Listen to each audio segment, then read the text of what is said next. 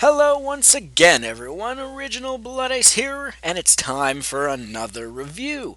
I finished up Fire Emblem Fate's Birthright last night, which means all I have to do is the Revelation DLC now, and we'll get to that eventually. But let's talk Birthright, shall we? Also, of course, there's going to be spoilers, so if you don't want to hear them, this is your only warning. Stop watching right now. Alright, so first and foremost, I gotta say, and I already knew this would be the case in advance, but Birthright was so easy. I played Normal Classic, by the way, which was exactly what I did on Conquest, was Normal Classic. I could have done Hard Classic on Birthright, and I would have been perfectly fucking fine. Now, I actually just rushed through Birthright for the most part. I was just trying to speed run through the missions because, frankly, I just didn't care. Wasn't, I should say, interested in the Hoshido side to begin with, and unlike Conquest, which had about 6 really brutal missions, Birthright really only had about 2 that stuck out as, quote, hard. Chapter 22 and 24, I think it was, or maybe it was like 22, 23, somewhere around there. Either way, it was the first one was the mission where you're fighting Camilla in the underground sewer maze, and that was not fun at all, just annoying and BS with Camilla being able to spam infinite fucking fireballs. Technically, it was every other turn, but she used Dragon Veins that didn't go away, and that was just annoyingly brutal. The other mission, which I believe was actually the next one right after, where you pop right up out and you're pop out of the sewer and you're in the Nor's castle army training facility room, whatever, and you have to kill Hans. That mission was not very nice because you couldn't rush it. At least, in my opinion, you couldn't. But other than that, the game itself was really fucking easy. Ryoma alone tanked most of the game for me. Like, I could send him in alone against like 6, 7 guys. He would get, jumped, but he would come out with maybe half his health down. So it really wasn't much trouble when you had Ryoma. So let's talk about this version in more detail, shall we? The story, for example, for Birthright was very meh. Now, the only moments that I actually cared about was when Elise got killed by Xander and when Xander got killed by Corrin.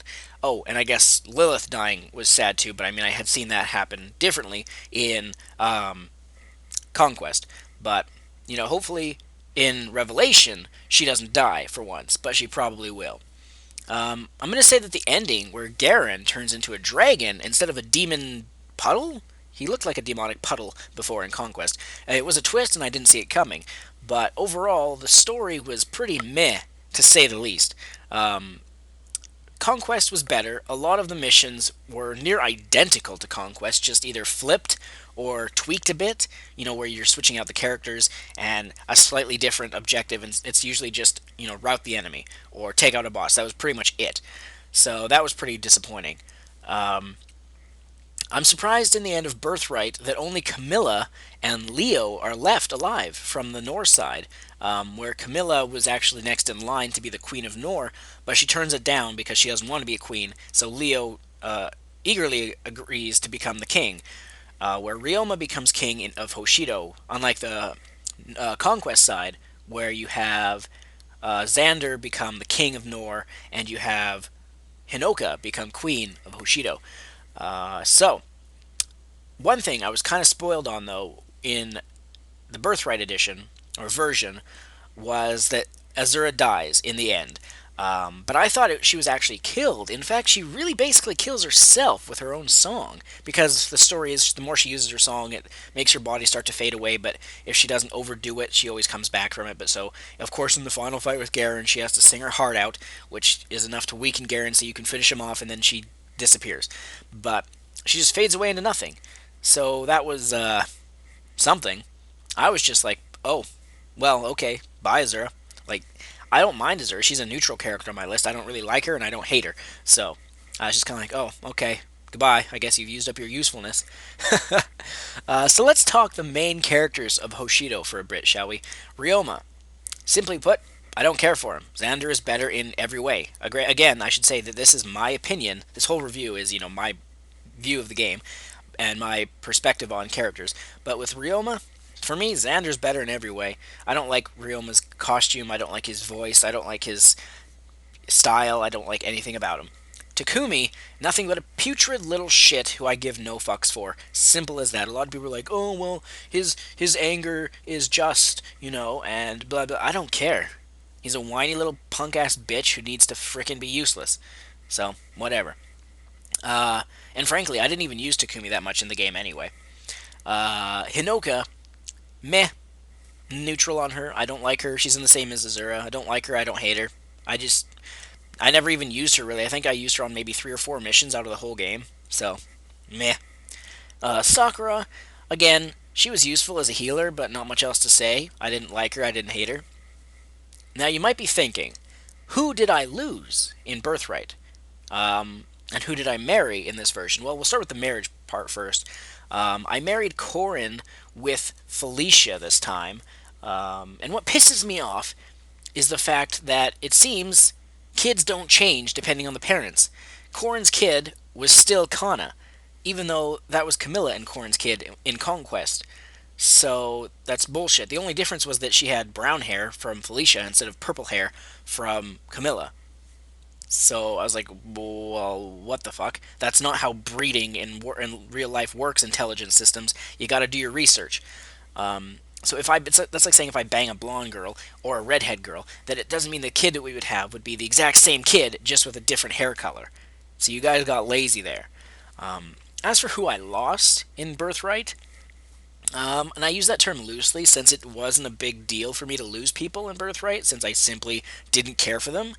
I planned right from the beginning, right from the get-go, to purposefully kill off most of my team, especially Takumi, who I took away his weapon and sent him alone into the enemies on one mission, and guess what happened?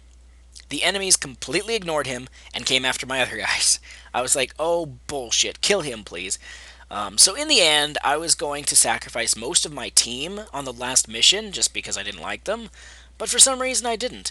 The last mission, though, I should point out really quick here, when you fight Garen for the final showdown, where you can't save, you have to go right from the last mission to this one, the endgame mission. Unlike the Conquest one, this one luckily you're not that far away from the boss, so you can just finish him off in like 1 or 2 turns. But, yeah. What was I talking about? Oh yes, I let Takumi live. I still hate him, and I figured it's more of a torture for him to be alive and to be known as a weakling than to just die. So in the end, I only ended up losing 2 people, which was Saizo, and you're thinking, oh, not Saizo, and here's my explanation. He was the first to go. Kaze is cooler and better than him in every conceivable fucking way.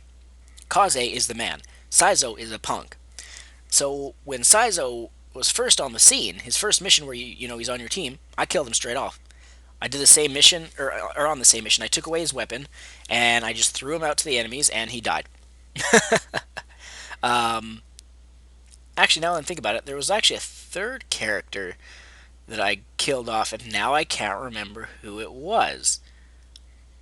Oops, I should have did my research on that, but oh well.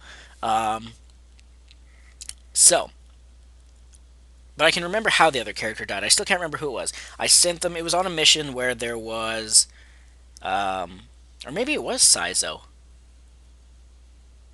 Okay, maybe it was Saizo, yeah. It was on the mission where there was a general on the left-hand side, and I sent him up by himself to fight a general. Yeah. Okay, so it was just 2. The second character that we lost, I didn't actually plan. It was Orochi, which is a weird name because it's almost like Orochimaru from Naruto. She was my main magic user, so that kind of sucked to lose her. And the sad thing was, she died on a stupid mission too. The one where you get Corin's daughter Kana. So not even on a main mission. She died on the last turn before I ended up winning, and I was like, you know what? I don't want to do this mission again, so I'm sorry, Orochi, you're dead. So I ended up just bringing in Izana to replace her, and I was fine, good to go.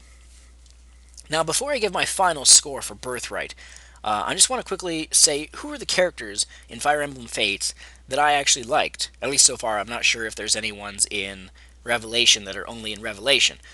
But here's the list that I like. Xander, Leo, Camilla, Elise, Kaze, Mozu, Shura, Nyx, Silas, Felicia, Lilith, Jacob, Rena, if that's how you pronounce it, who was the only Birthright character I liked, Niles, Keaton, Gunter, and Izana, because Izana is the man. I just love his goofy, wacky attitude of like every time he's done a fight, he always goes toodles, and it's so goofy but so funny. And Corrin was okay, not better than Robin though. Simply put, every other character, at least for me in Conquest and Birthright, was utter shit. I just did not give a shit about him. Especially Arthur, who killed Corrin on a mission I was doing on Birthright. And it was so bullshit because he had a 4% chance that he would even hit me and a 1% crit rate. And he not only hit me, but he crit me. So I had to restart the mission because Corrin died, so it automatically says game over. Arthur is supposed to be unlucky, yet that was the most pure BS luck he's ever had. So that was annoying. Yeah, anyway, that does it for my review of Fire Emblem Fates Birthright Edition or version. Overall, if you recall, I gave Conquest a 6.5. I will give Birthright a 5 out of 10. It's a whole point and a half less than I gave Conquest, simply because it was too easy, crap story. I gave no shit about for almost all of the characters, so it's a playable game with a nice moment here or there, but Conquest beats it in every way, even though Conquest was only a 6.5 out of 10 for me. I'm hoping that Revelation will at least get a 7.5 out of 10, or even better, from me. But, with that, that's all I gotta say for this review. We'll see you in the next video.